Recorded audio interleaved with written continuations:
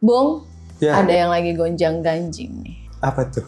PBNU. Yang lagi ramai sekarang nih ya? Betul sekali. Apa tuh yang terbaru? Nah, apa Mas Icang? Sekjen Aha. dan belumnya itu digeser oleh ketumnya. Yang sepaket itu Mas? Sepaket dua orang itu. Oke, sebelum diperdalam ulikannya, kita sapa terlebih dahulu ini sahabat Ngutik dan juga pemirsa Sinpo TV. Assalamualaikum warahmatullahi wabarakatuh. Halo sahabat Ngutik dan juga pemirsa Sinpo TV, salam sehat, salam bahagia, salam ngutik. Kembali, ayo kita ngulik politik. Oh yeah.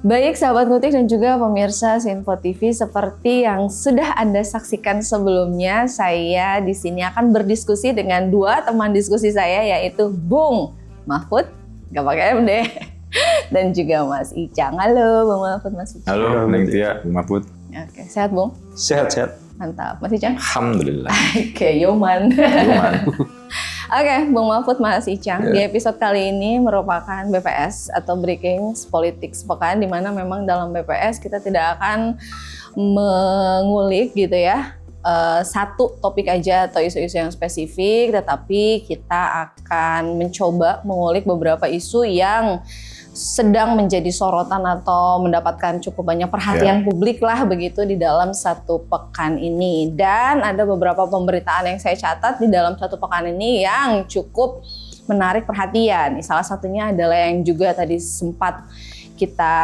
diskusikan begitu menjadi pemantik di awal, yaitu polemik pemberhentian Gus Yahya sebagai Ketua Umum PBNU. Dan yang selanjutnya ini juga yang masih menjadi sorotan, adanya polemik terkait dengan bandara khusus PT IMIP Morowali di Sulawesi Tengah. Betul. Dan selanjutnya ada juga ini Pak Menkyu Purbaya, ini sudah lama tidak kita singgung, sudah lama tidak kita bicarakan. Nah, muncul ke permukaan ini memberikan ultimatum terhadap bea cukai. Dan selanjutnya ini juga ada update pemberitaan terkait dengan hak istimewa dari Presiden Pak Prabowo, pemberian rehabilitasi untuk mantan direksi PT ASDP, di mana memang per hari ini ya itu dinyatakan telah bebas dari rutan KPK. betul. Kemudian ini juga ada isu yang juga masih menjadi sorotan dalam pekan ini adalah MK yang menolak gugatan hak rakyat berhentikan anggota DPR. Dan selanjutnya ini juga ada isu terkait bencana nasional di Sumatera. Tentu saja kami juga ingin menyampaikan duka yang mendalam atas musibah ini. Semoga para korban yang terdampak diberikan kekuatan, keselamatan, dan ketabahan. Dan tentu saja kita juga mendoakan agar proses penanganan berjalan dengan lancar dan seluruh masyarakat bisa segera bangkit dari situasi ini. Dan kita akan langsung mengulik untuk topik yang pertama, ini juga yang tadi sempat kita diskusikan di awal, ini terkait dengan pengurus besar NU yang tengah dilanda gejolak internal setelah Syuriah atau pimpinan tertinggi NU ini menyatakan Yahya Khalil Stakuf atau Gus Yahya diberhentikan dari jabatan Ketua Umum per 26. Iya, baru kemarin aja nih. Dan kemudian ini juga dari Gus Yahya itu ada bantahan yang cukup keras begitu ya, dan menilai keputusan ini tuh ada cacat prosedur karena dianggap tidak melalui mekanisme organisasi yang semestinya. Dan kemudian Gus Yahya ini juga masih menegaskan begitu ya bahwa dirinya akan tetap menjabat dan meminta penyelesaian melalui forum tertinggi yakni Muktamar. Dan selanjutnya kan konflik ini juga terus memanas begitu ya, menimbulkan kekhawatiran di publik ini akan terjadinya dualisme di tubuh organisasi. Di mana juga yang tadi sempat kita tahu begitu bahwa update berita justru Gus Yahya ini Lawan balik mungkin ya. Fight back. Ada fight back dari Gus Yahya. Gimana ulikannya, Bung Mahfud atau Mas Icang? Monggo, Bung Mahfud. Silahkan Bung. Jadi kan ini ramai ya Mas ya, sepekan terakhir Iya. pemberitaan media massa, media online ini terkait gonjang-ganjing salah satu organisasi Muslim terbesar ya Di dunia mungkin di itu. dunia, bukan hanya di Indonesia gitu kan. aja. Awalnya tuh kan muncul ke permukaan tuh pada tanggal 20 November kemarin. Itu pengurus Suriah, pengurus harian Suriahnya mengadakan rapat Mas di Jakarta pada tanggal 20 tuh mengenai perkumpulan Nahdlatul Ulama. Nah di situ setelah rapat berlangsung maka muncullah dokumen atau risalah hasil rapat di media massa tuh Mas. Beredar tuh ya. Beredar tuh kurang lebih ada 5 poin lah Mas di situ yang dihasilkan. Jadi di situ dalam rapat forum atau rapat itu memandang bahwa pemecatan ini atau pemberhentian Gus Yahya oleh Rais Am tadi ini ada kaitannya dengan seorang Zionis gitu ya, seorang Zionis atau kegiatan Zionisme internasional di mana diketahui bahwa salah satu narasumber. Jadi NU ini mengadakan suatu kaderisasi Mas, atau suatu acara yang tajuknya ini Akademi Kepemimpinan Nasional NU. Nah di situ Gus Yahya selaku ketum kali ya mengundang salah seorang narasumber yang berasal dari luar negeri untuk mengisi acara di kaderisasi tersebut. Ternyata usut punya usut, narasumber ini yang bernama Peter Berkowitz itu adalah seorang Zionis. Jadi pendukung keras Israel ya. Iya betul. Nah kaitannya dengan rapat kemarin itu ternyata dibahaslah mungkin oleh para pengurus harian Suriah. Di situ rapat memandang bahwa acara atau kegiatan AKN NU ini yang mengundang Peter Berkowitz itu menyalahi atau melanggar tidak sesuai dengan asas Ahli Sunnah wal Jamaah An-Nahdliyah. Tidak sesuai dengan asas-asas NU lah ya, itu di poin pertamanya. Kemudian di poin keduanya itu juga karena narasumbernya ini adalah seorang Zionis yang dimana tidak sesuai dengan asas tadi, dan dimana kita ketahui malah mengundang seorang Zionis di tengah banyaknya isu genosida ya yang di Israel, maka rapat memandang ini sudah sesuai Mas dengan peraturan salah satu pasal di Nahdlatul Ulama itu mengenai perubahan fungsionaris, terus pergantian antar waktu, undang-undang MD3 lah ya kalau di DPR. MD3-nya ala NU ya. Iya betul. Kemudian di poin ketiganya itu terkait adanya indikasi kesalahan tata kelola keuangan nih Mas. Di situ. Yang kemudian dalam perjalanannya kaitannya ini juga dikaitkan dengan isu yang 100 M itu Mas. 100 miliar ya. 100 miliar, jadi ada isu lah ya Mas. 100 miliar ini masuk ke rekening NU Mas. Jadi berdasarkan ada dokumen internal, audit internal ya, yang harusnya konsumsi internal katanya. Ini beredar di media massa. Di situ mengatakan bahwa dana 100 miliar ini yang tadinya harusnya untuk kegiatan HUT NU ke-100 untuk dipakai operasional dan segala macamnya malah masuk ke rekening atas nama Nahdlatul Ulama. Nah usut-usut rekening Nahdlatul Ulamanya ini dikuasai oleh Maming, bendaharanya. Ini kejadiannya tuh pada tahun 2022 Mas. Berarti itu kepengurusan yang sekarang atau yang sebelumnya ya itu? Yang sekarang, masih yang sekarang ya? Masih yang sekarang. Yang dimana terus kemudian masuk uangnya itu 2 hari sebelum Maming ini ditetapkan tersangka oleh KPK Mas. Jadi di poin 3-nya itu kan, kemudian yang di poin 4-nya berdasarkan di poin 1, 2, dan 3 ini rapat menyerahkan keputusan kepada Rais Am dan wakilnya untuk bermusyawarah mengenai keputusan Ketua PBNU ini. Kemudian Rais Am dan wakilnya bermusyawarah. Di situ Mas, poin kontroversialnya. Jadi ada 2 hasil setelah musyawarah itu. Yang pertama, Gus Yahya itu harus mengundurkan diri dalam waktu 3 hari ke depan, Mas. Jadi di ultimatum. Itu ultimatum. Di berarti ultimatum ya? oleh Rois Am gitu kan. Oke. Nah, poin keduanya, jika tidak mengundurkan diri, Gus Yahya ini akan diberhentikan oleh pengurus harian Suriah. Dikasih waktu 3 hari. 3 berarti hari. Jadi udah sebenarnya nggak ada pilihan itu ya. ya. Iya, resign dalam 3 hari atau lo caw gitu. Iya, berhenti atau diberhentikan gitu kan. Nah, nggak tinggal diam ternyata. Gus Yahya tuh nggak tinggal diam. Selang beberapa waktu itu Gus Yahya langsung mengumpulkan PWNU seluruh Indonesia, Mas. Yang ngumpul di Surabaya itu ya. Iya betul. Jadi mengumpulkan PWNU untuk konsolidasi, Mas, di situ. Oke. Di situ juga beliau menolak lah untuk mengundurkan diri, bahwa dirinya masih statusnya sebagai ketua umum. Dan di situ beliau berarti ini ya mengklaim didukung oleh para PWNU se-Indonesia. Iya betul. Jadi PWNU juga banyak yang menolak juga, Mas, sebenarnya. Ada yang menolak juga. Ada yang menolak juga mengenai keputusan Rois Am ini. Ya.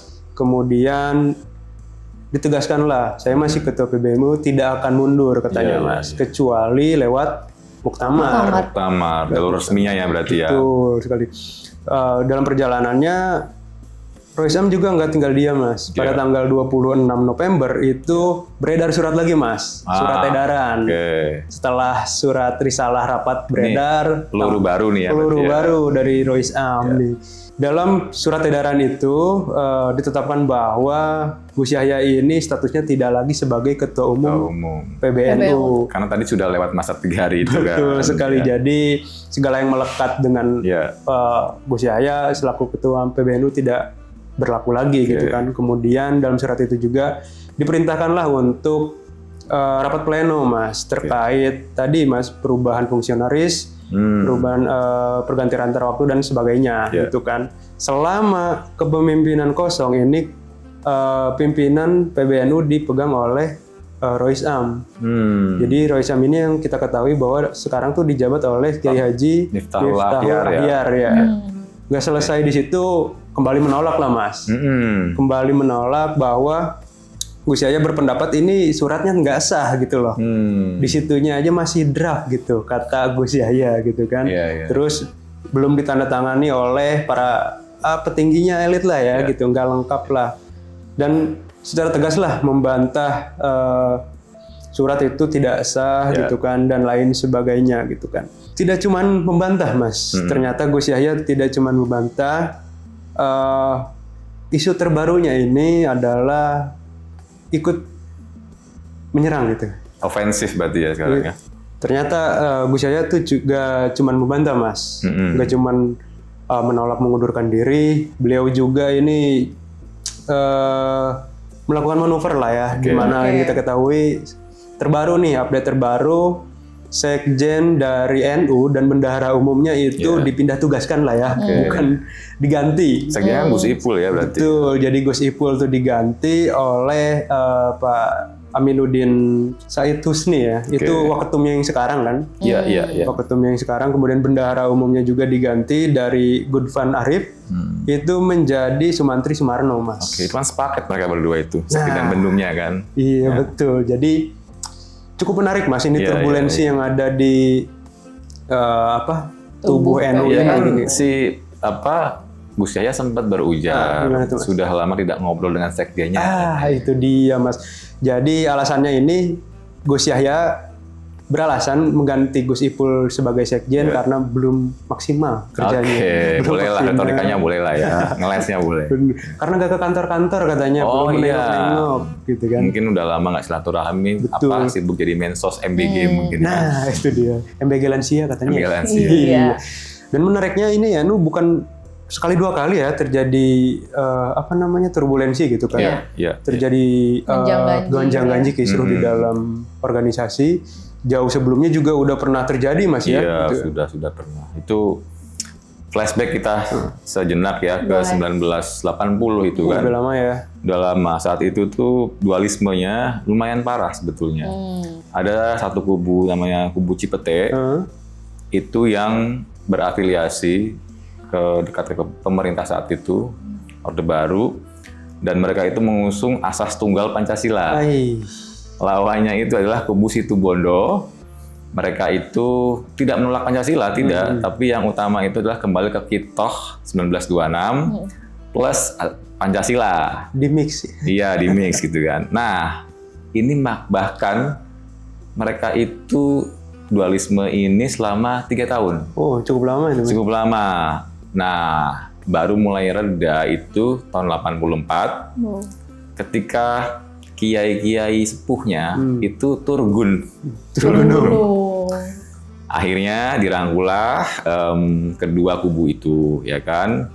Dan yang menarik saat itu kubu Situbondo itu menunjuk seorang yang kala itu rising star muda bernama Abdurrahman Wahid, alias Gus Dur gitu kan. Satu lagi juga ada, saya tapi saya lupa namanya gitu. Ya saingan bintangnya lah gitu lah ya untuk jadi ketua panitia muktamarnya.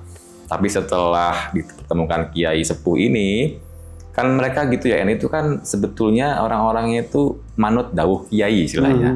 Menurut apa kata kiai, akhirnya disepakatilah mereka islah dan ada maklumat keakraban di situ disepakati. Selanjutnya di tahun yang sama di akhir tahun diadakan muktamar ke-27. Oke, menarik Mas Icang. Tapi mohon maaf sekali saya harus jeda terlebih dahulu, dan sahabat ngutik juga pemirsa Sinpo TV jangan kemana-mana, sesaat lagi kita akan mendengarkan kembali ini cerita dari Mas Icang ya. Mas Icang akan melanjutkan begitu ulikannya. Pastikan tetap di Ngutik, ngulik politik. Oh iya.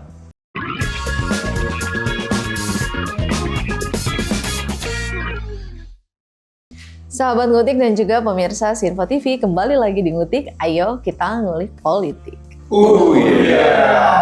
Baik sahabat ngutik dan juga pemirsa Sinpo TV, kita akan melanjutkan kembali ini mendengar cerita dari Mas Icang ya Mas ya, terkait flashback internal dari NU. NU ya, tadi kan sempat disinggung ya soal dualisme itu. Betul. Bahkan cukup lama ya, 3 tahun lebih itu. Baru akur itu ketika didamaikan oleh kiai sepuh. Dan itu ada maklumat keakraban dan diakhiri dengan di akhir tahun itu ada muktamar ke-27 ya kan, itu kan jadi sirkulasinya kembali ke normal gitu kan. Kalau kita agak sedikit komparasi memang agak berbeda Bung sini Bung. Yang 80 ini itu unsur ideologisnya lumayan kental ya. Iya betul. Tadi itu adalah sebuah rivalitas antar dua asas gitu ya. Meskipun juga kita tahu lah itu juga ada pengaruh power di situ juga, kekuasaan. Namun kalau di konflik yang terkini ini ada unsur baru Bung, yaitu unsur material dan pertambangan. Mungkin Bung Mahfud agak salah di situ Bung. Jadi kan rame nih Mas, isunya ini katanya perebutan atau perbedaan selisih pendapat mengenai konsesi tambang yang dikelola oleh NU di Kalimantan gitu kan. Jadi saya mengutip perkataan dari Ulil ya Mas. Gus Ulil ya. Gus Ulil katanya nih sumber dari perpecahan ini adalah isu permasalahan konsesi tambang. Iya, dan itu pun diamini oleh Bapak Mahfud MD. Nah, Mahfud MD juga bilang begitu gitu kan. Akar muasalnya ini konsesi tambang katanya kan. Dimana kata Gus Ulil ini ada selisih pandang nih Mas antara Gus Yahya dan juga tadi Gus Ipul yang baru saja digeser baru saja digeser oleh Gus Yahya gitu kan, di mana Gus Yahya ini menginginkan bahwa yang mengelola konsesi tambang NU itu di Kalimantan ya dari pemerintah saja gitu kan, sesuai dengan pemerintah gitu kan. Kemudian beda pendapat dengan Gus Ipul. Gus Ipul tuh menginginkan bahwa biarkan yang mengelola tambang NU itu dari investor lama gitu Mas. Investor lama? Investor lama yang ditunjuk oleh pemerintahan sebelumnya. Oke, berarti ada perbedaan afiliasi ya. Betul, kalau kata bahasa ekonomi itu apa ya? Beda bohir kali ya. Beda bohir. Jadi beda investor, perbedaan investor gitu kan. Ini yang cukup santer di berita gitu kan. Kemudian Rois Am sendiri membantah katanya ini bukan berkaitan dengan tambang katanya. Namun di sisi lain ini gonjang-ganjingnya konfirmasi oleh Gus Ulil gitu kan. Jadi saya rasa cukup valid juga ini akar permasalahan dari gonjang-ganjing atau turbulensi itu di kan tubuh ya NU. seorang ordal juga kan, Gus Ulil kan, apalagi kan juga ponakannya Gus Mus ya. Iya. Sorry, mantunya Gus Mus. Iya. Gus Ulil itu kan. Jadi ya bisa jadi ya itu mungkin bisa ada yang benaran di situ gitu kan. Tapi yang menarik katanya sempat ada insiden satu pesawat tuh, gimana tuh? Jadi kemarin ramai beredar foto-foto itu Mas. Jadi kita ketahui bahwa Rais Am ini dengan Gus kan lagi kurang Gus akur Yahya nih. ya. Nah di satu waktu malah ada foto bersama nih katanya Gus Yahya dengan ketua Rais Am ini Kiai Haji Miftahul Ahyar. Ini satu pesawat katanya Mas. Nggak sengaja kali. Nggak sengaja itu? satu pesawat yang menuju ke Juanda katanya Surabaya. Surabaya. Jadi ya cukup unik juga ini Mas Iya, di tengah iya. gonjang-ganjing malah satu pesawat gitu Iya, kan. iya. Agak awkward kali. Itu dia. Pasti. Tapi memang akhir-akhir ini kayaknya NU banyak cobaan ya. Itu dia Mas. Banyak ujian. Jadi sorotan tapi di berita yang kurang sedap didengar Nah gitu loh. betul. Dimulai dari kita sempat bahas juga korupsi di Kemenak, melibatkan di Tenggarai ya, adik kandung dari Gus Yahya sendiri kan, Iya. ex-Menak saat itu. Lalu juga kita sempat rame tuh insiden robohnya pesantren ya Iya. di Sidoarjo yang langsung gercep dibangun oleh APBN itu kan. Iya, yang ramai kemarin tuh Mas. Iya, terakhir juga waktu itu ada tayangan dari Trans7 ya, Iya, salah satu TV yang swasta. sampai membuat Gus Yahya itu mengadakan merilis video ya, Iya betul yang tidak terima sambil muka sangat cukup marah dari situ ya. Jadi saya pikir ini memang lagi ada apa ini ya di tubuh NU, Nahdien sepertinya lagi ada ujian. Dan saya sih sempat ya waktu itu ngebaca salah satu tulisan dari seorang Nahdien muda intelektual yang memang intinya mengatakan bahwa ini ujian sejarah NU sebetulnya. Oke. Nggak sekedar internal atau apa, tapi juga ada pergeseran ground moralnya di situ. Kalau dulu kata beliau ini tidak ada itu perdebatan soal administratif. Karena mereka ini lebih ke merujuk legitimasi moral spiritual, ya kan. Sedangkan sekarang ada ribut soal prosedur gitu loh. Nah kalau NU ini bisa melewati ini, mungkin akan naik kelas dia bilang. Tapi kalau tidak, ya lanjutan sosial, terutama oleh kaum Nahdien yang berjumlah jutaan itu, mungkin juga akan ikut merasakan dampaknya, Bu. Jadi kalau saya pribadi gitu ya, ini opini pribadi aja, berharap sih NU bisa lebih dewasa untuk menyelesaikan konfliknya ini. Karena mau gimana pun NU ini kan ya salah satu tadi ya organisasi massa terbesar di dunia mungkin ya, yang akan mempengaruhi nanti pada bingung Bung para umatnya. Iya. Dan nanti bisa-bisa malah dikooptasi sama partai politik gitu loh. Itu kan kita nggak mau itu gitu kan ya. Ada yang memanfaatkan kesempatan ini gitu ya. Oke, Bung Mahfud, sebelum kita beralih ke topik selanjutnya, adakah yang mau ditambahkan? Cukup ya. Oke, dan kita akan beralih ini ke topik juga yang masih menjadi sorotan atau mendapatkan cukup banyak perhatian publik dalam sepekan ini adalah polemik operasional bandara khusus. Wah, itu ramai banget PT sih. Indonesia Morowali Industri Park atau PT IMIP di Morowali, Sulawesi Tengah. Nah, ini kan kian memuncak begitu ya, seiring pernyataannya dari Pak Menhan. Pak Safri ya. Bapak Safri Samsudin, ini yang keheranan katanya gitu, karena tidak menemukan perangkat negara di dalam bandara tersebut seperti bea cukai dan juga imigrasi, hingga Pak Menhan ini kemudian menyebutkan bandara IMIP di Morowali tersebut anomali. Serta juga Pak Menhan mengatakan Republik ini tidak boleh ada republik di dalam Republik. Nah, pernyataan ini memicu reaksi beragam.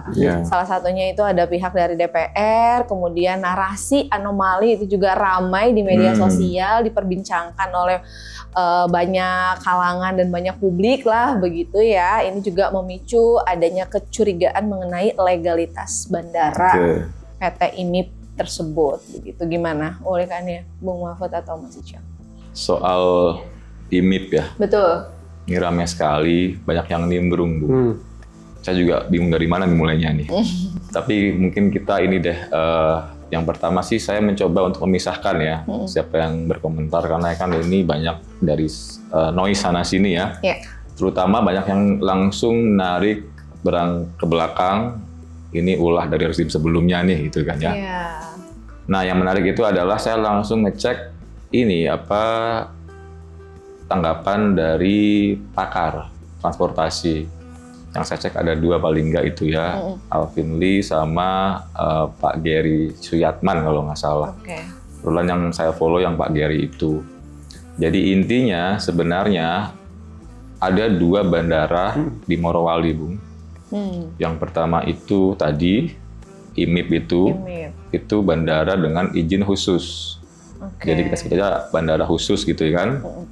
Dan yang kedua itu namanya Bandara Maleo. Di Morowali juga. Itu bandara umum. Kalau kita cek di Kemenhub, Ditjen Udara gitu ya, itu ada semua di situ, Bung. Dan itu pasti legal, bukan ilegal di situ kan. Nah, menariknya adalah debat mengenai kenapa tidak ada unsur imigrasi dan bea cukai di sana. Itu juga mereka satu suara ya, bahwa kalau bandara khusus dan itu domestik pula, itu nggak wajib ada bea cukai dan imigrasi. Karena 2 unsur ini itu wajibnya di bandara internasional. Jadi arus penumpang dari atau keluar Morowali itu nggak mungkin langsung ke luar negeri. Menurut peraturan gitu ya, harus ke bandara umum terdekatnya. Dalam konteks ini, kalau Morowali itu paling nggak harus ke Makassar dulu atau Manado dulu, ya kan? Dan Pak Alvin juga mengatakan ini juga logika ekonominya sangat sederhana. Pesawat ini tiap flight itu ada insuransinya juga. Kalau prosedurnya itu nggak lengkap, mereka nggak mau jalan pasti. Iya, katanya gitu, sulit ya. Sulit, harus ketat banget. Kalau dibilang tadi nggak ada air navigation apa segala macam, itu dibilang mustahil gitu kan.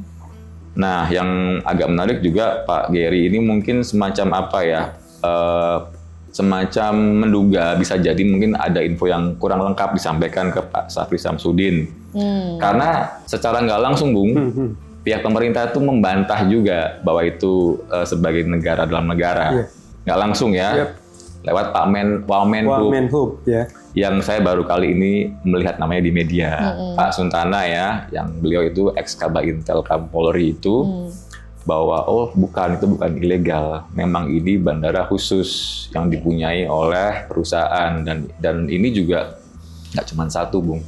Kalau kita cek, Freeport juga punya, Vale juga punya, Chevron juga punya, Pertamina juga punya. Saya pernah itu yang di Cilacap itu kan, dan itu memang pesawat non jadwal, jadi pesawat yang mungkin di-charter gitu ya.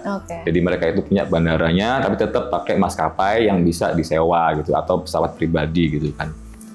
Memang saya juga menengarai ya, mungkin ada imajinasi yang muncul dari publik, kepala publik, bahwa wah ini mungkin jangan-jangan bandara dipakai buat nundupin nikel gitu kan ya. Karena kita tahu ini saya nggak tahu per tahun ini masih apa enggak, adalah industri nikel terbesar di Asia Tenggara. 50% nikel Indonesia itu dari Morowali ini, produksinya ya gitu ya, di industri itu. Pasti ada lah beberapa mungkin yang berpikiran jangan-jangan ini dipakai buat nundupin nikel. Tapi kan secara logika kan itu agak nggak mungkin ya. Karena kalau kita ngomongin jutaan ton, itu nggak bisa diangkut oleh pesawat. Iya, betul. Paling gede, paling Antonov, paling berapa ton gitu kan, itu harus lewat kapal. Paling mungkin nundupin orang justru, ya kan, atau narkoba kita taruh gitu lah. Tapi yang menarik juga, Pak Purbaya sempat dicolek juga ini. Karena kan relevan, Bung ya, bea cukai di bawah Kementerian Keuangan. Cuman kocaknya Pak Pur sendiri mungkin nggak siap menjawab itu. Cuman kaget. Oh iya benar, itu ada. Kayaknya sih ada. Kalau soal bea cukai itu perlu apa nggak di semua bandara, kita nanti lihat dulu ya, dia bilang gitu. Anda tanya siapa enaknya ya? Saya atau bukan? Yang kali gitu dia. Jadi bahkan Menteri Keuangan pun belum bisa affirm soal itu. Cuman dari statement yang lain-lain juga, seperti Pak Bahlil, SDM, juga ikutan tuh. Itu normatif sih, bahwa ya memang ini instruksi Presiden lah ya.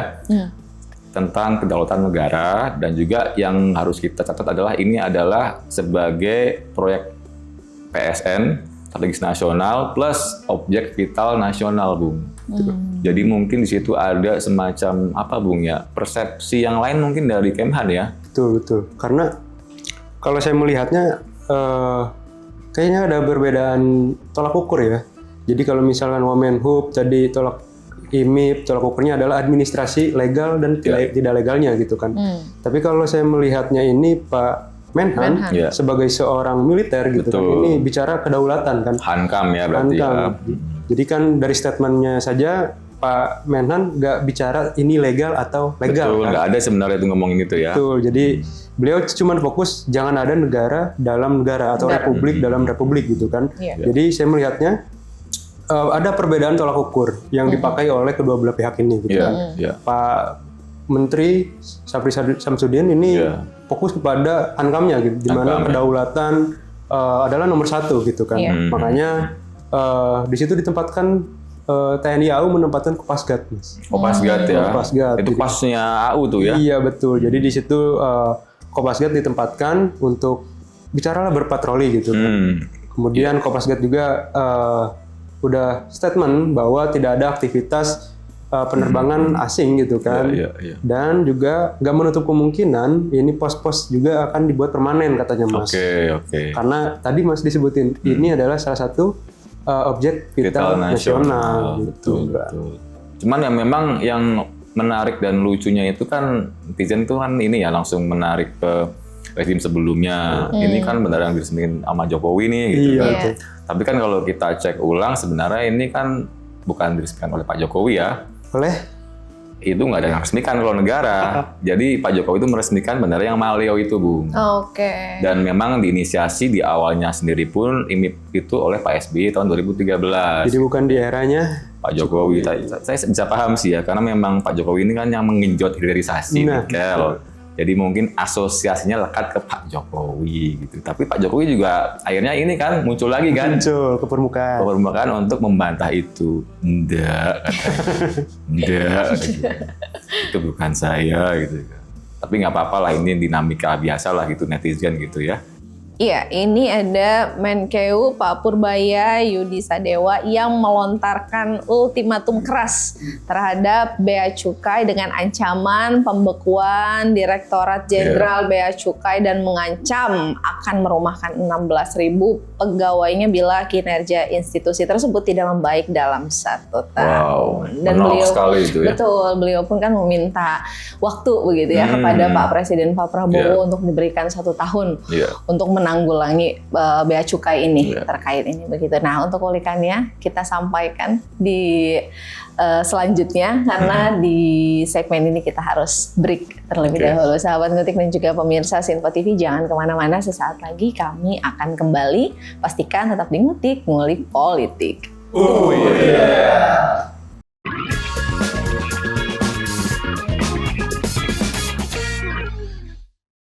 Sahabat Ngutik dan juga pemirsa Sinpo TV, kembali lagi di Ngutik. Ayo kita ngulik politik.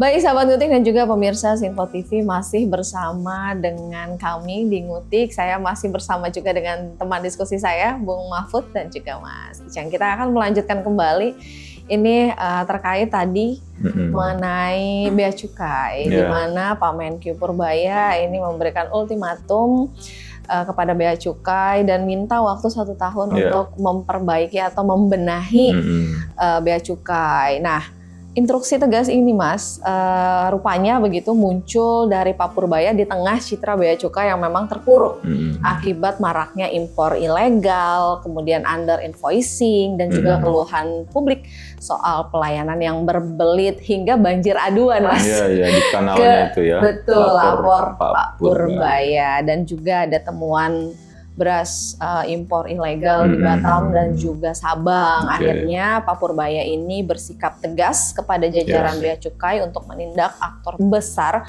penyelundupan di sektor tekstil yang kemarin juga sempat ya kita bahas thrifting, baja dan juga rokok ternyata di dalamnya. Termasuk gitu. Gimana oleh karena Bung Mahfud atau Mas Icang? Iya, mungkin nge-recall dikit aja ya. Kita sudah sempat kemarin bahas lumayan panjang lebar. Termasuk terkait fenomena menarik di era 80-an ya. Waktu itu Bea Cukai dibekukan, digantikan atau di-outsource Bung oleh lembaga inspeksi dari Swiss, SGS. Banyak orang nggak tahu ini Bung, dan itu agak lama loh Bung. Dari 85 itu full diambil alih oleh SGS selama 6 tahun sampai 91. Baru setelah itu joinan BUMN kita, Skovindo dengan SGS itu melahirkan PT Surveyor Indonesia itu, Bung. Sebagai peralihan, baru full dibalikin pemenangnya itu ketika Menteri Keuangan Mar'i Muhammad tahun 97. Total berarti ada 12 tahun, Bung. Dia bukan hal yang baru nih Mas ya, kalau Yang baru. sekarang dibukukan. Iya, bahkan gitu. waktu itu lebih radikal ya. Pak Menkeu-nya waktu itu tahun 85 itu masih Pak Radius Prawiro. Beliau itu menjabat rangkap jadi Dirjen Bea Cukai juga. Ya, jadi 2 jabatan. Nah, sekarang sih mungkin nggak perlu lah ya, Pak Pur Menkeu aja. Iya. Tapi memang ini sangat keras, bahkan mengancam itu ya, beri 1 tahun untuk membereskan. Kalau nggak nanti bisa merumahkan 16.000 ya. 16.000. Kalau nggak nanti kita balikin ke SGS lagi, bilang gitu. Ini salah satu apa ya, mungkin statement Pak Purbaya paling menohok loh. Tapi dia bilang, ya sambil agak serius gitu ya, ini sangat serius. Gitu. Oke, dan selanjutnya ini juga kita akan beralih ke pemberitaan yang lain yang juga kita ketahui bersama begitu ya, bahwa Pak Presiden Pak Prabowo Subianto ini kembali lah mengeluarkan kartu istimewanya yang kali ini adalah pemberian rehabilitasi kepada mantan direksi PT ASDP. Ini juga sudah jadi topik kemarin yang kita sempat juga. kita bahas ya Mas ya. Dan dari 5 hari setelah vonis tersebut kan diberikan rehabilitasi ya. Vonisnya untuk dirutnya itu Ibu Ira di 4,5 tahun. 4,5 tahun. Dan update-nya gimana tuh Mas Iceng? Iya, baru kita kemarin kan bertanya-tanya ya, ini kira-kira berapa lama nih transisinya dari terpidana ke bebas dari rutan KPK. Jadi hari ini pagi itu di media jubir KPK sudah menyatakan menerima salinan kepres rehabilitasi. Iya, kemarin memang agak terhambat katanya karena belum menerima. Akhirnya tadi ya. saya cek pukul 17.15 itu live di media, Bu Ira Puspa dan jajaran direksinya itu sudah keluar dari rutan KPK, sudah bebas. Akhirnya setelah jadi tahanan KPK selama 9 bulan lebih berarti. Ya kan? Jadi bayangkan mereka itu sudah jadi pesakitan. Sekarang itu harus mulai lembar baru, rehabilitasi, ya kan? Dan ketika ditanya, gimana Bu? Ini kan sebenarnya belum selesai kasusnya. Iya. Jadi belum clear karena kan masih ada sidang nanti yang belum itu dari PTJE-nya. Apakah nanti akan ini Bu kooperatif untuk itu? Kalau Bu Ira sih tadi itu bilangnya enggak sih, ini momen saya berterima kasih dulu ke pihak-pihak yang memungkinkan ini terjadi ya, termasuk ya kepada Pak Prabowo, termasuk kepada Pak Sufmi Dasko, Pak Seskap, Pak Setnek juga. Dan memang ini yang kita kemarin khawatirkan ya, jangan sampai ini terulang lagi, diaspora kita yang bertalenta tinggi, jangan sampai pulang ke Indonesia mengabdi, malah mendapat nasib seperti ini gitu ya. Jadi kita terus senang lah ya. Jadi saya lihat juga pas di preskon itu lumayan terharu lah Bu Ira Puspa. Lega banget pasti setelah berbulan-bulan menghadapi kasus ini. Iya. Dan tentu aja mendapatkan rehabilitasi ini artinya nama baik, haknya juga dipulihkan. itu dipulihkan. Nanti kasarnya kalau Bu Ira mau keluar negeri kerja lagi, bisa bilang aja gimana pengalaman di Indonesia. Tolong Google nama saya aja, gitu. Udah muncul semua untuk kasusnya itu. Iya. Baik, dan selanjutnya ini juga ada pemberitaan yang dalam sepekan ini mendapatkan perhatian. Ini terkait dengan MK atau Mahkamah Konstitusi yang menolak gugatan mahasiswa sih. Sebetulnya begitu ya, yang meminta mekanisme recall atau meminta agar rakyat memiliki kewenangan untuk mengusulkan pemberhentian atau pemecatan anggota DPR yang dianggap tidak layak. Tapi di sini ada putusan MK atau mekanismenya begitu ya. MK juga menyatakan ini kan penggantian antar waktu atau PAW ini bisa melalui partai politik. Dan itu dirasa sudah cukup memadai katanya sebagai perwakilan rakyat ya. Dan juga itu tadi menjaga keseimbangan sistem perwakilan. Terkait ini, Bung Mahfud, Mas Icang ulikannya? Memang cukup menarik ya Mas ya. Saya yakin kalau misalnya isu ini dilempar kepada masyarakat, sebagian masyarakat pasti setuju Mas. Iya, ada salurannya langsung gitu ya. Ada salurannya untuk bisa langsung memecat lah. Berkaca kemarin kan soal yang ini, sidang MKD itu kan. Iya betul, gitu kan. Tapi kan putusan MK itu menolak ya seluruh permohonan dari penggugat. salah satu alasannya ini tidak memiliki dasar hukum, kemudian ini juga akan memunculkan ketidakpastian hukum gitu kan nantinya. Kemudian dan juga nantinya dikhawatirkan akan terjadi kekacauan gitu Mas, chaos lah. Kalau misalkan masyarakat bisa langsung memecat atau merecall ya. Bayangkan saja sederhananya kalau misalkan ada yang tidak setuju dengan salah satu anggota dewan dengan massa atau konstituennya yang mungkin saja dimobilisasi, gitu kan, bisa kemudian dilengsarkan anggota dewan, kemudian dipilih kembali. Jadi belum bekerja masih repot dengan pemilihan, terus penurunan pemilihan lagi gitu kan. Belum lagi nanti takutnya dikhawatirkan ini akan dimanfaatkan oleh lawan politiknya ke depannya gitu kan Mas.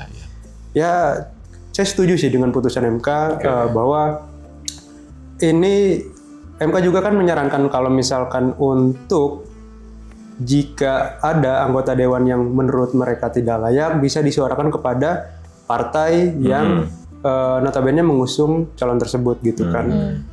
Masalahnya adalah mekanisme di partai ini harus lebih peka lagi terhadap tuntutan masyarakat menurut saya Mas ya. Dimana kalau misalkan ada yang tidak layak ataupun bermasalah, jangan cuman ditegur atau di MKD-kan gitu kan Mas, kayak kemarin gitu kan.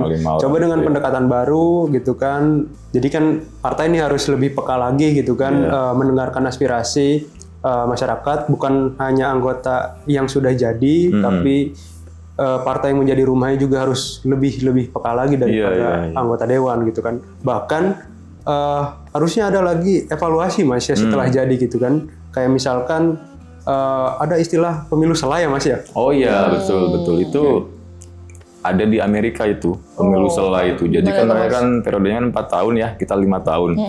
Tengah-tengahnya itu ada pemilu lagi. Itu untuk evaluasi terutama di Kongres dan di Senatnya. Bahkan kita punya tetangga, Filipina juga sama, ada pemilu sela. Seingatku itu waktu yang pemilu sela kemarin, itu kan partai pendukung pemerintah, Bung Marcos itu kalah. Bahkan dampaknya Bongbong itu memerintahkan kabinet untuk mundur, Bung. Jadi nggak kayak kita harus nunggu 5 tahun gitu loh. Jadi kalau udah terlanjur milih yang kurang baik, ya kita bersabar aja nunggu 5 tahun evaluasinya gitu. Jadi usul pemilu sela ini sebenarnya ada, dan bahkan kemarin tuh yang MK itu kan secara nggak langsung tuh pemilu sela, Bung. Karena kan pemilu daerah dulu, pemilu pusat. Nah pemilu sela kita ini seolah-olah pemilu di daerahnya itu, Bung. Jadi kita mungkin di situ bisa mengarah ke agak hybrid sela kan, meskipun bukan pemilu nasional, tapi kalau misalnya nih ya rezim yang sekarang ini mungkin kurang mendapat kepuasan dari masyarakat, nanti ada pemilu daerah, itu di situ punishment-nya gitu loh, Bung. Tapi ya mungkin ini masih jauh, kita belum tahu gimana mekanismenya ya. Iya, tapi semoga dengan ini, dengan apa yang juga cukup setuju sih sebetulnya dengan apa yang disampaikan Bung Mahfud, bahwa kan kata MK juga begitu ya, menekankan ini pemberian hak pemecatan langsung kepada rakyat berpotensi menimbulkan kekacauan, kemudian juga ada ketidakpastian hukum di situ, namun tetap mendorong masyarakat menyampaikan protes melalui partai pengusungnya atau menyalurkan aspirasi melalui pemilu berikutnya. Kalau pemilu berikutnya rasanya kayak harus sabar. Udah harus sabar mungkin ini gitu. Gara-gara kemarin gregetan hasil MKD kemarin kayaknya sih ya. Kemudian muncul gugatan mungkin kurang ini. memuaskan hasilnya. Iya, artinya mekanisme partainya sih yang harus itulah, harus diperkuat dibenahi lagi lah. terhadap dengan protes-protes ataupun masukan-masukan dari rakyat. Gitu. Dan selanjutnya Mas, ini ada satu topik penutup yang akan kita bahas di episode kali ini, yaitu Indonesia kali ini tengah berduka karena terjadi bencana banjir dan juga tanah longsor di sejumlah wilayah di Pulau Sumatera, termasuk Aceh, Sumatera Utara, dan juga Sumatera Barat. Hingga Jumat 28 November petang atau sore begitu, ini kami mencatat korban jiwa akibat bencana ini mencapai 200, hampir 200 jiwa orang. Betul sekali. Dan melalui Menko PMK nih Mas, yang terbaru ini Bapak Pratikno, ini saya mencatat bahwa pemerintah telah menetapkan status darurat bencana dan siap mengerahkan seluruh sumber dayanya dan memberikan bantuan semaksimal mungkin untuk membantu wilayah yang terdampak bencana. Dan kata Pak Pratikno begitu ya dari Kemendagri ini juga sudah menginstruksikan agar pemerintah daerah yang terdampak banjir untuk menggeser anggaran dari pos lain untuk penanganan bencana begitu. Soal anggaran Bung, gimana nih komentarnya? Iya, Kalau silakan, Bung. saya lihat ya Mas ya, saya coba perhatikan gitu kan, di media sosial itu banyak Mas kritik mengenai anggaran ini Mas. Alokasi anggaran. Alokasi anggaran baik itu BNPB maupun Basarnas. Gitu kan ya. Yang dimana kita ketahui ikut terdampak efisiensi kemarin ya. Oke. Jadi Iya. Basarnas itu mengalami penurunan ya dari yang tadinya diajukan 2 triliun, kemudian di 2026 itu hanya mendapatkan 1 triliun. Oke. Kemudian BNPB juga ya di atas 1 triliun tadinya, kemudian ditetapkan menjadi 950 miliaran gitu kan. Oke. Ya dengan adanya musibah yang terjadi ini, kemudian isu ini muncul kembali kan Mas. Iya. Di mana anggaran ini dengan cakupan luas wilayah Indonesia, Iya. ya rasanya agak kurang bijaksana lah gitu kan. Oke. Mengenai anggaran ini gitu kan. Ternyata dan juga bukan cuman anggaran gitu Mas, mengenai statusnya juga ramai diperbincangkan. Oh iya, Mas. status bencana ini ya. Status bencana ini belum dinaikkan menjadi bencana nasional, di mana bukan hanya di media sosial gitu kan, di parlemen juga ikut menyuarakan. Iya, Beberapa juga kan ya Mas. Ada dari Nasdem satu yang paling lumayan kencang itu ini anggota DPR dari PKS Nasir Jamil. Iya. Ya, itu dari Dapil Aceh juga kan, mungkin itu kan paling parah terdampaknya Aceh itu. Iya. Jadi kan itu memang sih ada faktor alam yang luar biasa ekstrim, yaitu siklon tropis itu agak anomali memang ya, karena memang tidak lazim kalau saya lihat cek itu ya dari peneliti BRIN, ahli klimatologi yaitu Prof. Erna itu, ini memang tidak lazim, tapi karena mungkin pengaruh global warming ya, datangi kita, terutama di Sumatera bagian utara yang dekat dengan Selat Malaka, Bung. Aceh paling parah, itu sekitar 17 kabupaten kota, Sumut itu 13 kabupaten kota, dan Sumbar di 6 atau 7 gitu kabupaten kota, ya kan. Makanya beliau ini, Pak Nasir Jamil itu mengusulkan, mendorong gitu ya, untuk menaikkan statusnya secara nasional. Karena sudah sesuai peraturan, sudah terpenuhi indikatornya, Bung. Satu itu banyak korban jiwa, sudah ratusan. Iya. Kedua itu kerugian material yang signifikan. Iya. Seingat saya itu udah ratusan ribu orang mungkin ya total itu mengungsi gitu ya. Puluhan ribu paling dikit gitu ya. Yang ketiga itu sudah terganggunya pelayanan publik dan pemerintah termasuk infrastruktur segala macam. Jadi memang agak berat, Bung, mungkin kalau daerah 3 provinsi ini menangani ini sendirian gitu ya. Iya, betul. Perlulah dukungan dari pusat dengan naiknya status bencana itu. Oke, Bung Mahfud dan Mas Icang, terima kasih banyak atas ulikannya. Di episode kali ini sayangnya kita harus sudahi. Iya, dan ingin mengingatkan kembali ini bagi sahabat Ngutik dan juga pemirsa Sinpo TV, bagi Anda yang ingin kembali menyaksikan tayangan kami, bisa langsung saja mengunjungi kami di YouTube kami, Skala Survei Indonesia @SSI Official di media sosial kami. Jangan lupa juga like, komen, dan juga subscribe. Terutama bagi Anda yang suka dengan isu-isu politik, silahkan komen, bisa juga menyertakan atau menuliskan komen. Mungkin topik apa atau tema apa yang akan kita bahas untuk next episode selanjutnya, itu juga bisa kita nantikan tentu saja. Dan akhir kata kami bertiga pamit undur diri. Wassalamualaikum warahmatullahi wabarakatuh. Salam sehat, salam bahagia, salam ngutik. Kita sudah selesai ngulik politik.